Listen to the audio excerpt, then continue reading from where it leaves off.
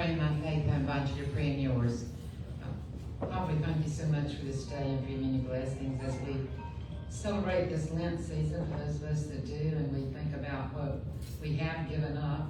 Let us also remember what we can give, because when we think about the real meaning behind Lent and as we approach Easter, we just know that we have a whole lot of blessings, and we have incredible talent in this room and worldwide with all the Rotarians, and we have the opportunity to do so much good for so many people.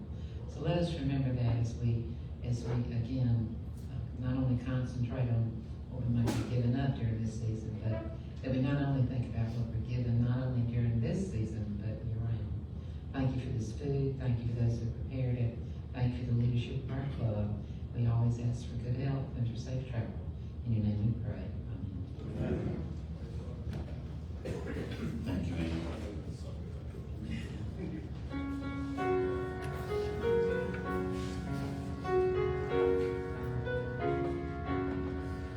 Oh, say, can you see by the dawn's early light what so proudly we hailed at the twilight's last gleaming, whose broad stripes and bright stars through the perilous fight o'er the ramparts we watched were so gallantly streaming, and the rocket's red glare, the bombs bursting in air, gave proof through the night that our flag was still there. Oh, say does that star-spangled banner yet wave o'er the land of the free and the home of the brave? While we're standing, if we can have everybody recite the four-way test of the things we think, say, and do. Is it the truth? Is it fair to all concerned? Will it build goodwill and better friendships? Will it be beneficial to all concerned? Okay, thank you. Okay, to come up to be visiting Rotarians and guests.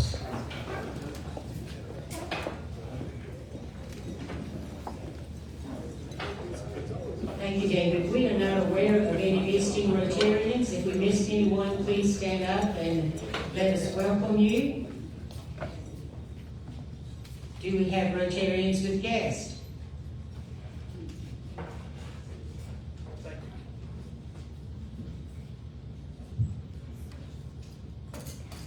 Thank you, Kay. I have two guests with me today. If John Metz will please stand up. Apparently he doesn't need any introduction because he knows everybody here already. But this is John Metz, and he's the hardest working guy I know because he's with Wilson Kibler, where he sells real estate and leases commercial real estate. And he also works with Live Oak Insurance Agency, where he sells business insurance and health insurance supplements. So please welcome John Metz. Another fun fact about John, his dad is actually Jonathan Rush from the radio. So there's that connection. And my other guest today, please stand, is Marissa Hendrickson with Apple One Staffing, where they help business owners with their employment and staffing needs. So please welcome Marissa. Do we have anybody else with guests today?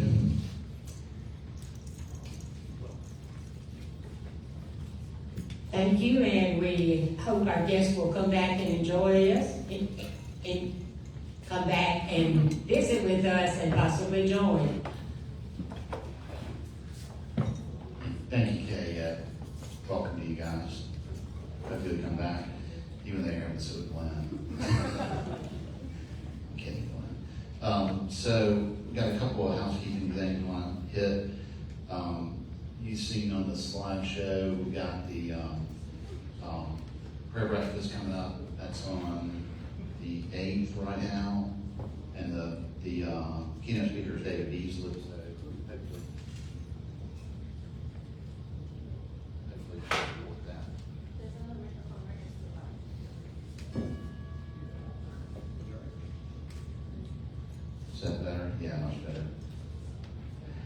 So hopefully you can support that. Also, we've got, Graham, you want to say anything about the fireside chat, or you want me to just mention it? We got a now that you got your mouth full. We got a fireside chat on the 13th, and that's going to be at Lee Lumpkin's house. It was really great last time. So, again, like you said last week, that's for board members, current board members, past presidents, and anybody that's joined recently. Do you want to add anything? And I'll reach out to everyone to remind them, especially the new members, but it'll be at 5 o'clock, April the 13th at Lee's house. We'll send you the address. It's mandatory for new members. If you can't come, let me know. It only lasts an hour and a half this time, so if you came last time when you were there for a while, we'll cut it short a little this time. But yeah, I will be in touch with all. Thanks, Graham. Let's see, we'll talk a little bit more about the Rotary, Discover Rotary coming up in a little bit. That's tomorrow. Hopefully, if you got anybody that's a prospective member, you can come to that. And we've got a slide on that coming up soon. And our district governor, Seymour, is going to join us today. She's coming up for that and is on I-26 when I was bad rep, so she's a little bit running a little bit behind, but when she gets here, we'll turn the mic over and let her speak for a few minutes. Now I'm going to ask Mike to come up and do health and happiness. Mike Peck is here, and I'll hand the thing, the mic over. Thank you. So I told David I wanted to volunteer, and I missed the next meeting. So lesson learned, don't miss a meeting and you get volunteered to do this.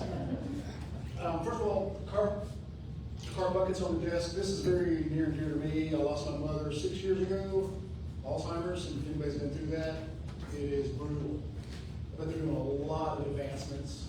There is light on the horizon now. So David also explained, I don't know if he told you, but you get matching points. So if you donate $100, you get matching points toward Paul Harrisfeld.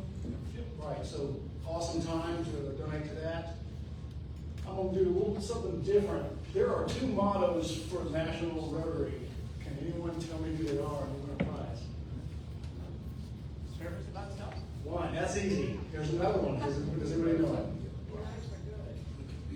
Anyone?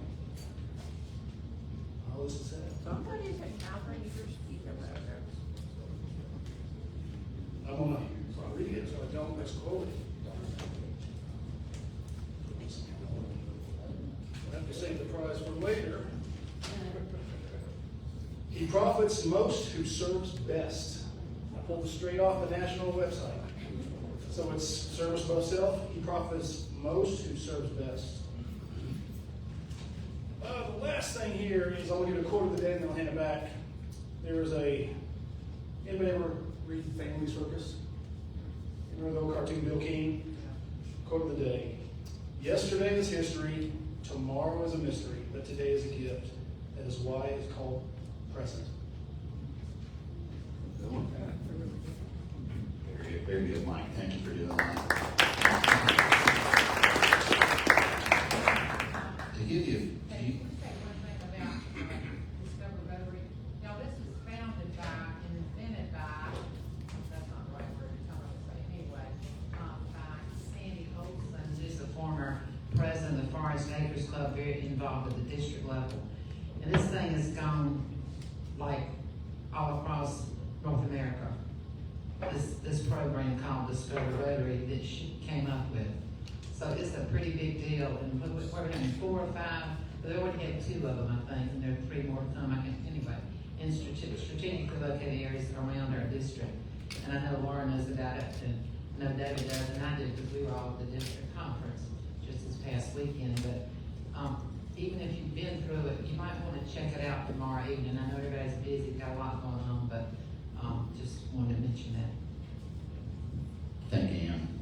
And just to give a little more details on the CART initiative, so Lanier Jones has 4,000 points, and he's agreed to donate those 4,000 points to whoever gives up to $4,000. And part of this is because we're behind our CART fund, so Lanier agreed to do that. So if you give $100, you're going to get 100 points towards your next Paul Harris Fellow.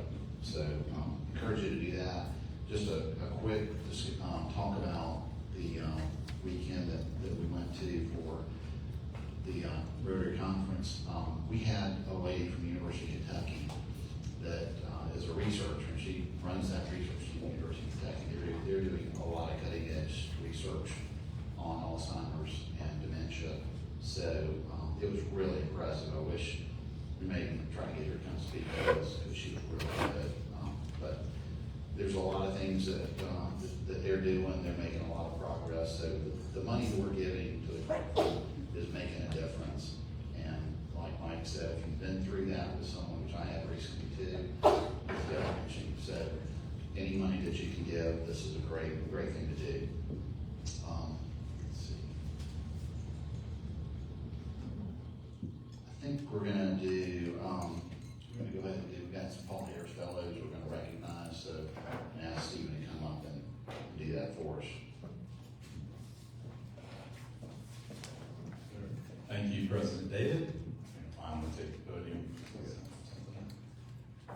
Good afternoon, everybody. Hope your week is starting out well. Today I have the honor of recognizing our Paul Harris Fellows. So with the following Rotarians, please join me up front. Andy Walker, Kay Shaw, Doug Cochran, Dottie Park, Jim Reynolds. I hope Jim Reynolds here?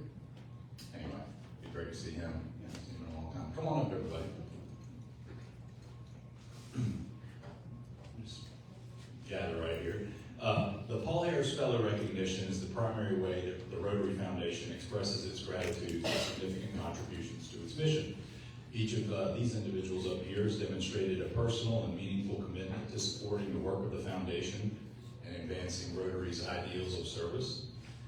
Named after its founder, Paul Harris, the fellowship was established in 1957 to honor contributions of $1,000 or more to the Rotary Foundation. So today, we have all of our awardees have already received the Paul Harris Fellow Award, the initial award. So Andy Walker is receiving his Paul Harris Fellow +1. Congratulations.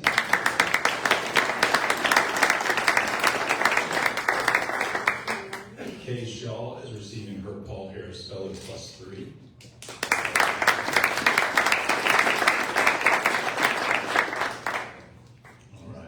Doug's not here today. All right. Dottie Park is receiving her Paul Harris Fellow +4. Congratulations.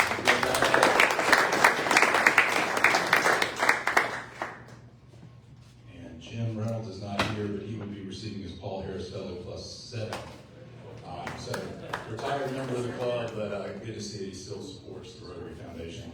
And I am also receiving my Paul Harris Fellow +4.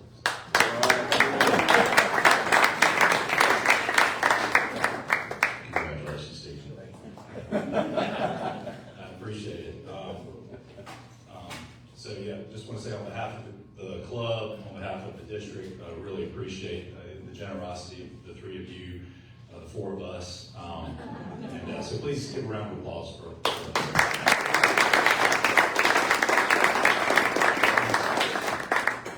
quick word about the Rotary Foundation as they make their way back to their seat. So for nearly 20 years now, the Rotary Foundation has earned a 4-star rating from Charity Navigator. I remember when Adam Jordan first started talking about this when he was the foundation chair. It's really impressive. It puts us in the top 1% of all charities in the United States. The Rotary Foundation spends over 88% of its money, of its budget directly on programming.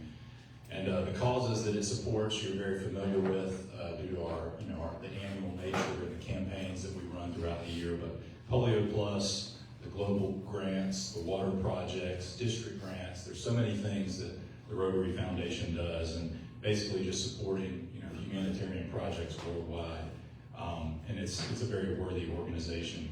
You can be confident that the money you give to the Rotary Foundation is spent with purpose, and so far over $6.8 billion have been invested in the Rotary Foundation.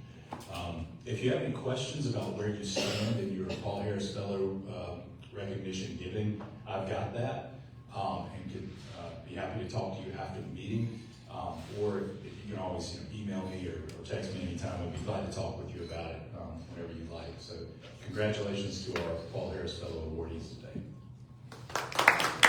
Thank you. Oh, yes. Dr. Chair, who do we make the check out to? Yeah, thanks. I'm gonna talk about that right now. I forgot. So there's a form on your table. It's for the card fund donation. We're doing, as I said, matching points for that, for your Paul Harris fellow. So if you'll fill that out and then bring it with a check or cash to our next meeting, or if you got it today, great, fill it out today and bring it. We got until the end of April to do this. So, again, take that home with you if you don't have a check or cash now, and bring it back with a check so we can get to our goal. So also, one of our members has got a couple of tickets to the Carolina USC Wofford game on March 31st. And we want to know if anybody is willing to go to this game and also give us a little bit of money for it. So if you're interested, raise your hand now. And if you want to talk later, we can talk later too. Anybody? Okay, we got a new coach. So everyone knows because of Monty Lee. So, all right, I'll hold them up here, and if nobody gets them today, we're gonna bring them back at the next meeting and auction them off there. So remember, it's not just the Carolina game. You're giving you the card foundation too, card fund too. So I'm going to ask Sandy Markle to come up and speak for just a few minutes too. Sandy's our district governor and is here for the Discover Rotary event tomorrow night. So I'm here to receive her. Thank you so much, David. Hello, everyone. We just came off of our district conference in Charleston, and I'm so grateful to see Ann Walker here. She was there as part of our past district governors, and you were there as well as Laura. Thank you, and your husband. Thank you. I just want to say that the major the Paul Harris fellowships that were awarded today, I want to thank you from the bottom of my heart for your contributions to our Rotary Foundation. And Stephen was right. It is one of the best and most respected organizations in the world doing good in the world. And not just those worldwide global grants that you hear about, putting water wells in or helping others to be able to create sustainable lives, but also here in Columbia with those district grant matching dollars that come back to us. After 3 years, funds come back to our district that were donated 3 years ago. So the donations that come in this year will come back 3 years from now, so that we can give. We give $140,000 to those district matching grants, and I want you to take full advantage of that because it doubles your money up to $2,500. So I just wanted to say thank you. I also wanted to let you know that we had a major donor luncheon that recognized our major donors. And if you don't know, a Paul Harris Fellowship is a $1,000 contribution, so Paul Harris +2 +3 is $1,000 each time. When you get to the $10,000 level, that's major donor. And it is amazing the work that can be done with those kind of gifts. It can be accumulative. So I'm on the Rotary plan that we have a annual giving plan called Rotary Ready, I believe, or Rotary Direct. I give $85 a month, and I just received my Paul Harris +6. It's easy to do if you just keep doing it, and it's a latte a day. You can sacrifice that. So I just wanted to encourage you, and see, Stephen, how close you are to that $10,000 level, because you too become a major donor. Thank you very much.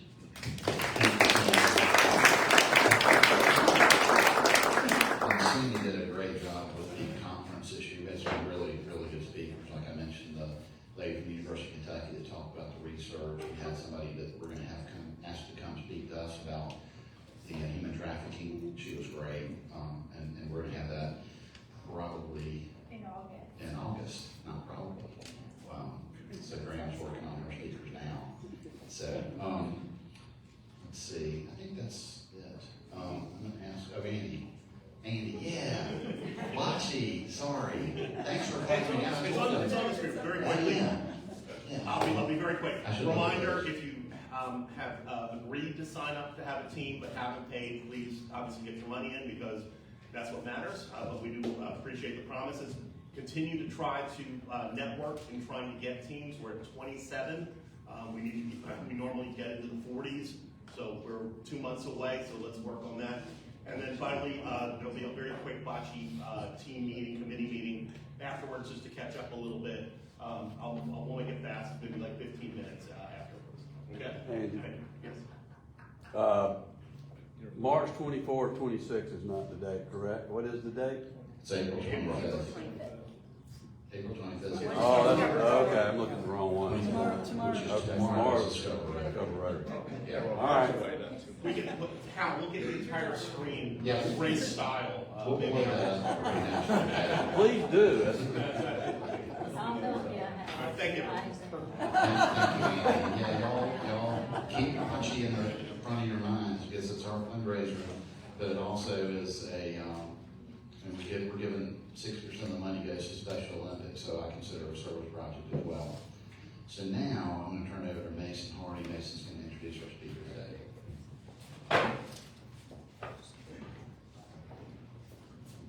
Thank you, David. I'm a financial advisor, and one of the first things I talk to my business clients about is I say, how's business? Because I want to know they've got a good pulse on what's going on, at least in their business realm. We're going to hear a lot about that today here in South Carolina. We're very fortunate to have Dr. Joseph von Nessen. He is a research economist in the Division of Research at the Dollamore School of Business, where he specializes in regional economics, regional economic forecasting, and housing economics. He regularly conducts a wide variety of economic impact analysis, feasibility studies, and independent market research projects for clients in both the private and public sector. In addition, he is responsible for the preparation and presentation of the University of South Carolina's annual statewide economic forecast, serves as the advisory committee, on the advisory committee for the South Carolina Business Board of Economic Advisors, and is regularly invited to brief the Federal Reserve Bank of Richmond on economic conditions in South Carolina. Dr. von Nessen earned his BA from Furman University and his PhD in economics from the University of South Carolina. Let's welcome Dr. von Nessen.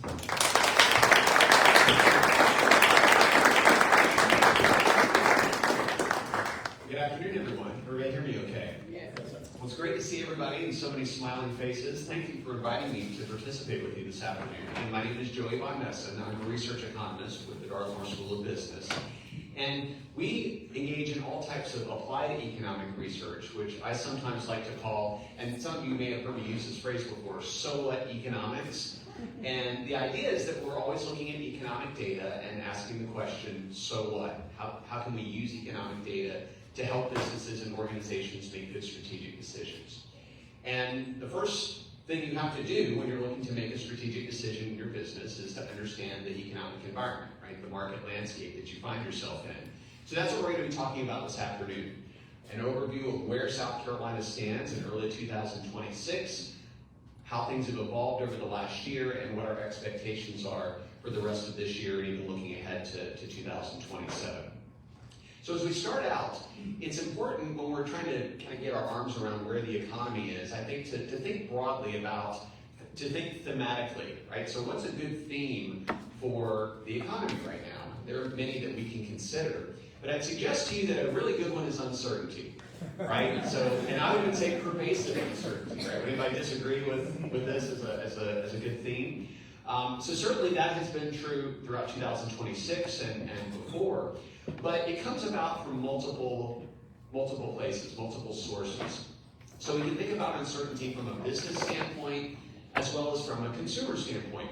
And a lot of times when we hear economic uncertainty, we tend to think about it from the business perspective, right? Especially surrounding trade and tariffs and the back and forth on trade negotiations that we've seen over the last 2 years or so. But we can also look at uncertainty from the perspective of the consumer. Both are important.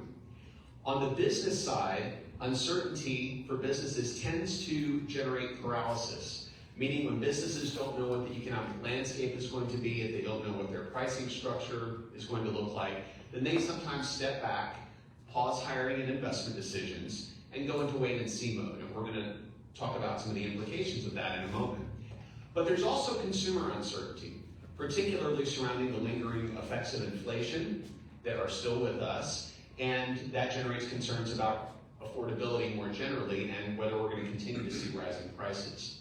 So let's talk about consumer uncertainty just for a couple of minutes, because when we look at consumers, they are the bulk of economic activity in the U.S. They drive the bulk of economic activity. About 70% of US GDP comes from consumer spending. So it's pretty important to understand what they're thinking and how that manifests itself in the market. So what do consumers care about? Do they care about Fed policy? Do they care about GDP growth? You know, not really. Well, maybe to a certain extent, but what they really care about at the end of the day, I would suggest to you, are these three things. So for the average consumer, macro policy matters, but only to the extent that it really impacts these three metrics, right? So are you going to have a job next year? Are you going to get a raise? And are prices going up around you? So we can actually take these three things that consumers care about, and boil it down into one economic metric that we can track. What's that economic metric? We call it real wage growth, meaning inflation-adjusted wage growth. What is real wage growth? It's basically where we just take the growth in wages and subtract out the growth in prices. Okay, pretty straightforward. So the logic, as you see here, if you get a 3% raise at work, that's great. But if prices are going up 3% at the grocery store, right, you're not actually any better off. And you could actually be worse off if you're getting a 3% raise, but prices are rising by, say, 5 or 6% around you. Right? So wage growth matters, but real wage growth is what we really want to factor in. So basically inflation-adjusted wage growth. So let's take a look at real wage growth and see how it's been changing over the last several years. Again, the idea here is to get some insight into what consumers are feeling and what they're seeing. So this goes back to May of 2020, at the onset of the pandemic, and you can see cumulative real wage growth over time. So just how much has your purchasing power on average changed since May of 2020?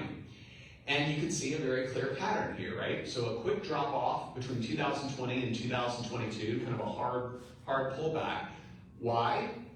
Because that's the period where we saw inflation at its 40-year high, right? Remember when it peaked back at 9%, 9.1% back in June of 2022? So we see prices rising faster than wages, so that purchasing power declines, bottoms out in 2022, and it begins recovering. And you can see how much progress we've made through early 2026. And what do you notice here? You notice that it falls fast, but it takes a long time for it to slowly claw back, right? Because inflation's come back down. Wages are growing faster than prices, but it takes a long time to get that purchasing power back that we lost. So on average, what you can see here is that consumers are still worse off from a purchasing power perspective than they were on the eve of the pandemic. And if we project outwards, what we see now, if we continue on this current trend, is it's going to be roughly another year before we claw back all that lost purchasing power. So we're making clear progress, making steady progress, but it just takes a while, right? We lose it quickly, but it takes a while to get it back. And so why does this matter? Because this is the net result. I like to say consumers are very cranky. There are many words we can use for it. But they continue to express very low consumer sentiment. And it turns out that the relationship between the changes in consumer sentiment and changes in real wage growth are very strong. It's a very strong correlation there. So this consumer sentiment, which went down in 2020 and has stayed low, is largely driven by that loss in purchasing power. And even though consumer sentiment, again, very low in recent months and in 2025, it's not uniquely low in the last year or so. It's been low going all the way back to 2020. So this is a broader trend than just what we've seen in the last several months. It goes all the way back to 2020. Again, we're not really close to getting to consumer sentiment levels that we were used to before the pandemic. And again, that lines up with the fact that we're still clawing back that lost purchasing power. Consumers are very aware of this and these lingering effects of inflation. So that makes a difference when looking at the overall mood of the average consumer. Now, how has this uncertainty actually affected economic growth? It matters what consumers think, but it matters more what consumers are actually doing. And it turns out that this uncertainty has had an effect. It has generated a deceleration of the U.S. economy, but only marginally. So we've seen some deceleration, but it hasn't been as substantial as some might have otherwise thought. And we can see this very clearly. To show you a couple of metrics here, GDP growth, you can just compare what we saw in 2025 compared to the last several years. So again, clearly a slowdown, but only a mild slowdown, right? So growth that was slower by about half a percentage point or so in 2025 compared to what we've seen over the last couple of years. And it also translates into changes in the labor market. Has anybody heard this term? The low hire, low fire economy. So here's some nods. So I wish I could take credit for this. I clearly can't. You see this all the time. Now that you see it, you'll probably notice it. But I think it's a very accurate term for where our labor market is. Low hire, low fire economy. And this is in part an outcome of the fact that we are seeing more business uncertainty. Businesses are going into wait and see mode, right? Like we talked about. They're not pulling back, but they're also not engaging in hiring and investment decisions when they don't know how policy is going to change going forward. So they're in a holding pattern, in wait and see mode. And we can see this, again, very clearly in the data. If we look at employment growth, this looks at the US as a whole, changes over the last year. And it's important when we look at the current state of the labor market of how bifurcated it has become. So here's really where you can see the impacts of trade. So we're not going to go through every industry, of course, but on the bottom side, you can see the service sectors. On the top, you can see the goods sectors. And just notice in the last year how much growth has come from the service sector. Almost all of it. So the mild slowdown that we've seen has been primarily driven by a slowdown in the goods sectors, not in the service sectors, and more specifically in goods sectors that touch international trade. And so this is going to be everything from retail trade to manufacturing to transportation and warehousing to logistics, right? Sectors that are impacted by changes in international markets. So it's a mild slowdown that we've seen, primarily focused in the goods sectors. Again, this is looking nationally. But the good news is that South Carolina has actually been very resilient and has not seen as much of a slowdown as we've seen at the national level.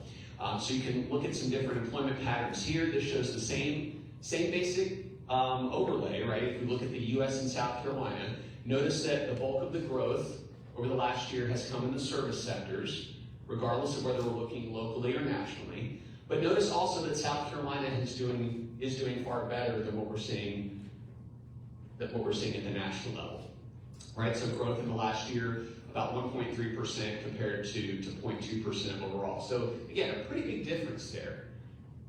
Now, why is that the case? Why are we doing so much better than the US? There's one major reason. There are a lot of reasons, but one primary factor here that's driving a lot of this. Anybody guess? Migration, yes, you got it. Population growth. South Carolina has seen extraordinarily high rates of population growth in recent years. We were number one in the country in 2025. Number one in the country. So what does that do? It generates broad-based demand across most sectors, and that helps to insulate us from any pullback in national economic momentum, and also generates demand across industries. So again, from the perspective of how we compare to the US, South Carolina continues to do very well. So that's the low hire part, because we have been more insulated than the US has, but at the same time, that 1.3% growth is still below where we were before the pandemic. So we've seen a mild slowdown at the state level too, it just hasn't been quite as significant. Now, on the low fire part, we also see this very clearly in the data if we look at unemployment insurance claims. So if you were laid off from your job in South Carolina, you have the option to file for unemployment insurance benefits. The first time you do that, you're considered an initial claimant.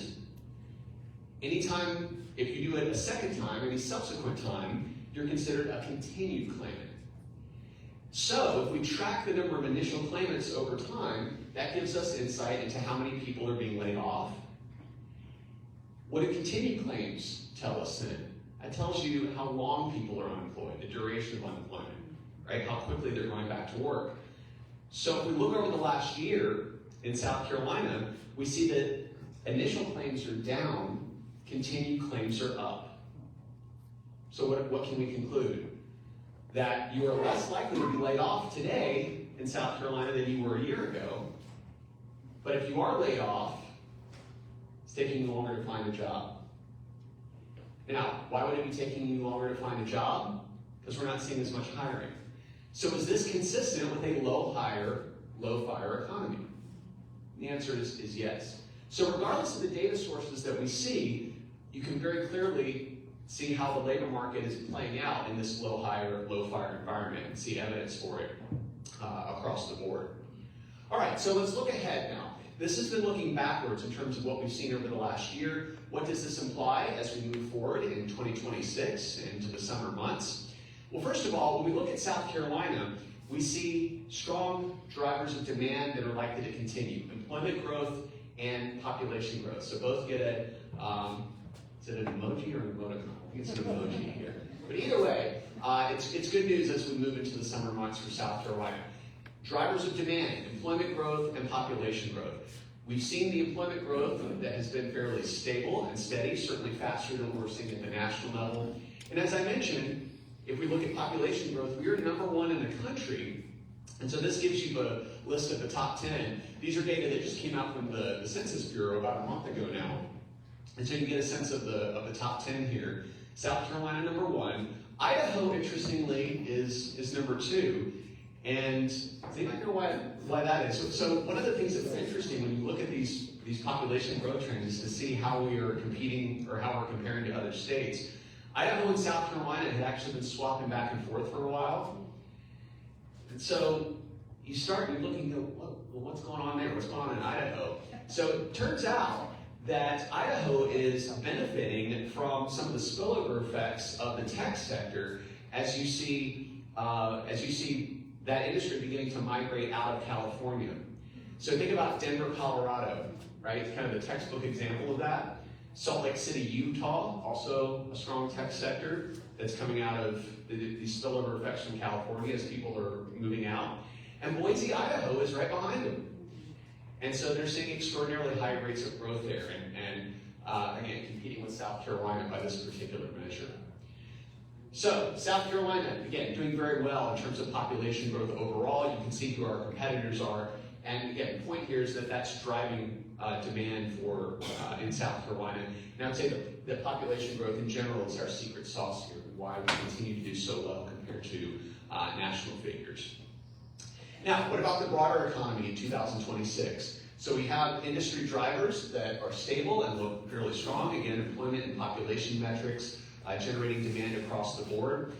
But what else can we say if we look more broadly in terms of drivers of demand, especially if we're looking for signs of a potential recession or slowdown? How do things look? Well, there are a couple of measures that we want to examine. Let's first go back and look at consumer spending, which is as I mentioned, basically the most important measure because it represents the bulk of economic activity, about 70% of GDP coming from the consumer. And here, what do you see? If we look at growth rates over time, you can see where we were before a lot of the uncertainty surrounding trade and tariffs started. And so kind of where we see before and after. And what do you notice? We've clearly seen a mild pullback in the growth rate of consumer spending, but it's still positive. And again, fairly stable overall. So when we talk about a deceleration in the economy over the last year, we're talking about a mild deceleration that's largely stabilized.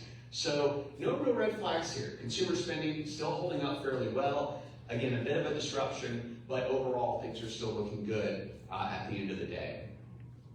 From a business perspective, we can do a similar analysis. Again, there are a number of metrics that we can look at, but I just want to focus on one, the U.S. Industrial Production Index. This is a metric that's tracked by the Fed that captures a lot of different measures of industrial activity, everything from pricing structures to inventory levels to sales volume. And again, just to give you a sense of what type of industrial activity or what industrial activity looks like, and just compare. This goes back to 2015. How are things progressing? Well, in early 2026, if you step back and take a look, do you see any red flags, any major signs of pullback in activity? I would say the answer is no. Things look fairly stable. Now, we're not seeing a significant increase in industrial production, but we are seeing stability. Again, the idea of a low fire economy.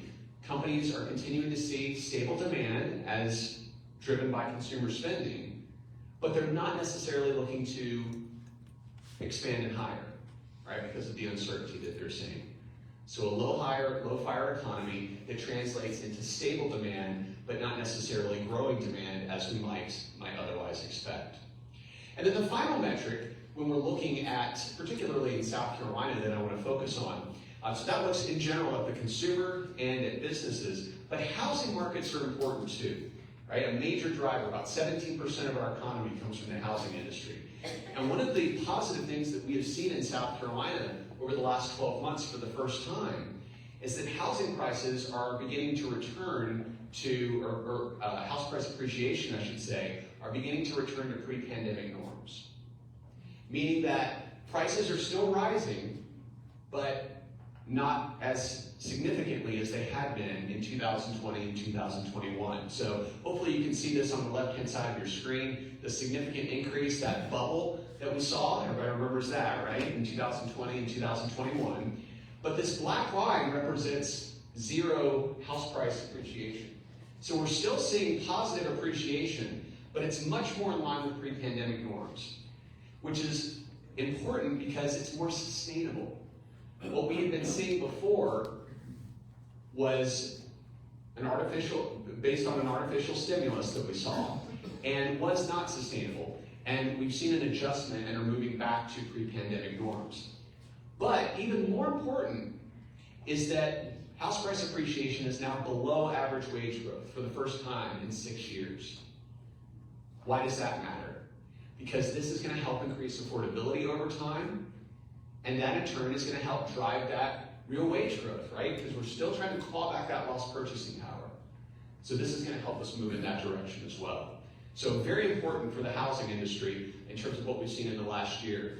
So we hear a lot about mortgage interest rates, but we don't hear a lot about the fact that house price appreciation is now below wage growth again, which is another really important measure when we're looking at long-term trends in affordability. So, bottom line, U.S. consumers and businesses both remain stable as we move into the summer months, but the key here is that there's not much wiggle room for further cooling. Right? We don't have a lot of runway for a major shock, right? We can't really absorb a shock as much, because again, we're already in that low fire environment. We already see uncertainty. Companies are not necessarily looking to hire and expand right now. And so this is why Fed policy matters, and this is what the Fed is looking at. So just spend just a moment here talking a little bit about what the Fed is thinking, and then we'll have some questions. But I do want to first illustrate the types of data that the Fed are looking at when they're trying to decide whether they're going to engage in further rate cuts in 2026. And I'd suggest to you that they're basically looking at different versions of this graph in terms on the labor market side. So monthly job gains. So when they're trying to decide whether or not they need to lower rates, remember they have a dual mandate, right? They want to maximize employment and minimize inflation, keep prices stable. So from a labor market perspective, when they're looking at job gains, you can just see how the U.S. has been adding jobs over the last several years. This goes back to 2023. And we put in two bars here that basically show the Goldilocks scenario. So at the U.S. level, we want to see between 100,000 and 200,000 jobs created per month. Okay, that's basically the Goldilocks scenario at the national level. So you can see between those two bars, and you can see in blue the number of jobs we've actually created. And so just scan and look for white space. Right? So pretty straightforward. So we'll put some arrows on there. That's where I see white space. And it turns out that during these two periods, we saw interest rate cuts from the Fed. More cuts in 2025 than in 2024. And you see a much longer period of weak job growth. And so, again, a low fire economy. So this long period of weak job growth suggests that we might see more rate cuts in 2026.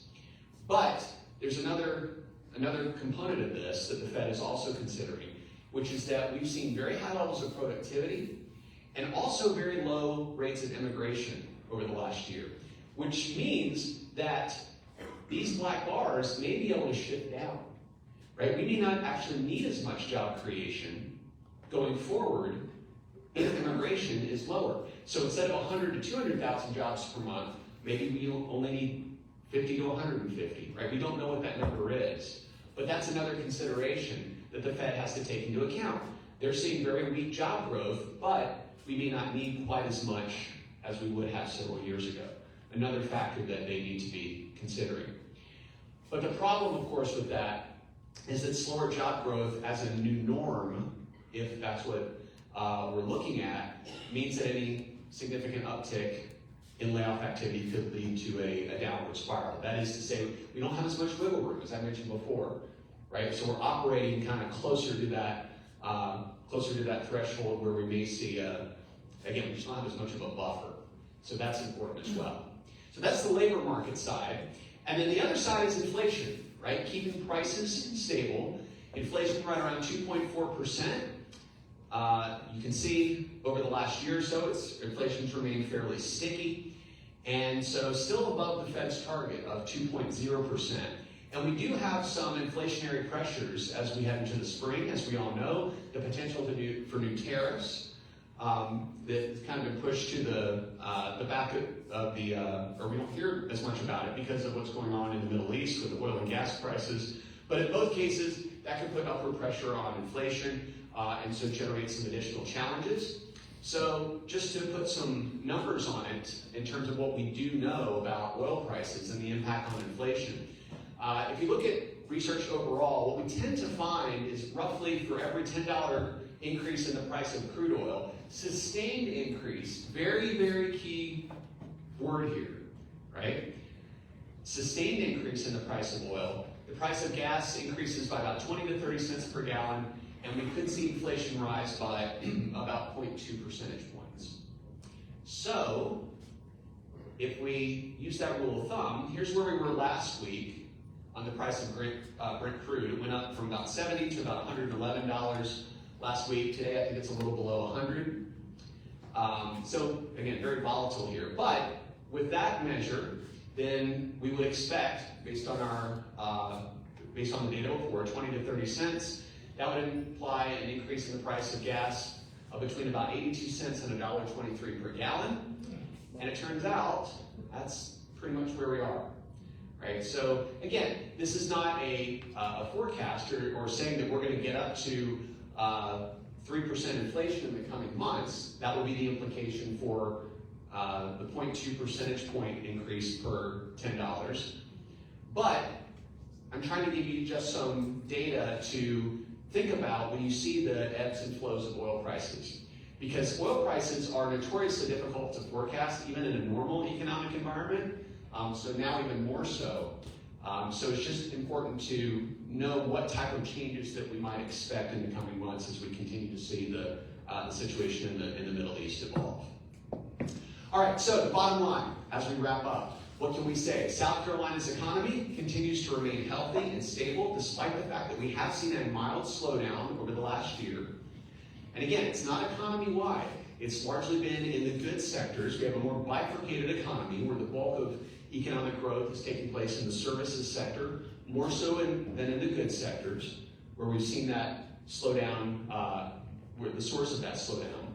Our strong population growth continues to be the secret sauce for South Carolina, why we've been more resilient, and certainly have not seen as much of a slowdown as we've seen at the national level. And that's a long-run trend that's going to continue. And while our labor market currently is stable, again, low unemployment, low layoff activity, as we've talked about, job growth has slowed, so the Fed likely to pursue additional rate cuts if inflation doesn't rebound. Again, another key point there. So if inflation doesn't rebound, we can expect additional rate cuts. We can talk about the probability of that as we go into the Q&A period. But in general, we are cautiously optimistic about 2026. And again, South Carolina's economy continues to be in pretty good shape overall. So I will stop there. Thank you all very much, and be happy to take any questions if we have time. Joey, thank you so much. We got about 5 minutes for questions, so maybe 2 or 3 at the most. Anybody want? Yeah, Mr. Duke.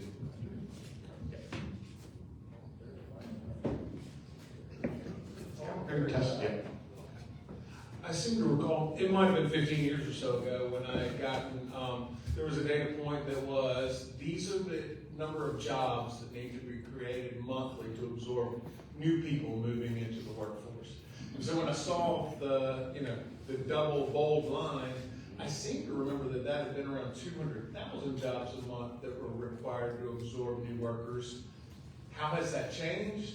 What am I looking at when I see, oh, we have 115,000 new jobs this month, and I'm like, was that enough for my kids getting ready to look for jobs? Or what is that number now? Yeah, that's a great question. So it is between 100 and 200. I would say it's that range. So maybe what you were saying, I don't know, is anything above 200 would be just an exceptionally strong jobs report and an exceptionally strong labor market. Again, anything below 100,000 tends to be weaker. What we've seen in the last year really shows the weakness of the labor market that's emerged. So in 2024, the average monthly job needs were 169,000 per month. In 2025, it was 15,000. So you can see the big change there. So again, no layoff activity at a 30,000 foot view, but very, very slow growth. But I would say that at least going forward, what we're looking for now, we'd like to see at least 100,000 as to be really the minimal for a healthy job market, certainly where we are in 2026. On that last slide, you implied you wanted to talk a little bit more about the probability of inflation going up. So I wanted to give you some time to expand on that. Yes, so great question. So there's a lot we can talk about with inflation. So inflation's been sticky over the last year. So we saw it come down from its 9.1% high back in June of 2022. It's come down, and over the last year, it's settled in at about 2.5% to 3%, depending on the measure. The CPI, which I just shared, that's kind of a headline number. The Fed number, what they like to use, the PCE, another measure of inflation, it's actually been ticking up. So bottom line is whichever measure that you look at, it's either been steady at about 2.5% or it's been slightly moving in an upwards direction. And so the question is, what is the likelihood that it's going to go up going forward? Oil prices is certainly one factor, but we also have to look at the broader underlying measures that are driving inflation. And so one of the things that you'll see, if you look at the goods sectors and the service sectors have been fairly steady in terms of inflation. The goods sectors have gone up in the last year because of tariffs, but one of the things that the Fed is looking for is that to be a one-time increase, a one-time shock that should be absorbed, and we should see goods prices come back down this year. That hasn't happened yet, and so that's the other factor to watch to see whether inflation is going to stay at 2.5%, maybe continue to move in an upwards direction, or does it begin to pull back? It really comes back to the goods sector. And that's something that Jay Powell talked about last week, that they don't know and that they're tracking very carefully. That's arguably more important than oil prices, because oil prices are so volatile that they tend not to be as embedded in the broader price structure of the economy because they can jump around so much, as opposed to the goods and service sectors more generally, if that makes sense. So the Fed is looking more at the goods sectors as a whole than just oil prices in particular. Joe, Jimmy Deere, how you doing? Hey, Jerry. What about quickly, Jimmy? Everywhere, okay, yeah, we're in there, okay. All right, so how about all these apartments that they're building in Columbia, they're building in Charlotte, they're building in Savannah, they're building them everywhere. Is there any gauge between people renting when they move here versus buying a house? So I think I wouldn't say that there's necessarily a gauge to say what's the likelihood there. I mean, except for their income level, you can compare. But that's mainly just a function of these population gains that we're seeing. So we're seeing more growth in housing everywhere. I think that's certainly necessary, very positive for South Carolina because of the growth that we're seeing. The other factor is that housing supply has been so low, going all the way back to the Great Recession. And the short answer to the reason for that is that a lot of builders went bankrupt in 2008, had trouble getting back into the market. Meanwhile, demand was continuing to grow because of strong population gains. We had this decade-long period of underbuilding, and we're still kind of catching up from that. So the good news is that again, this population growth is generating broad-based demand, but if we really want to get housing affordability under control, it's really about increasing housing supply.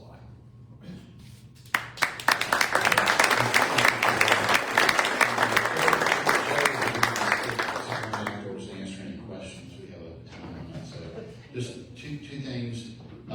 Remember, Discover Rotary tomorrow night.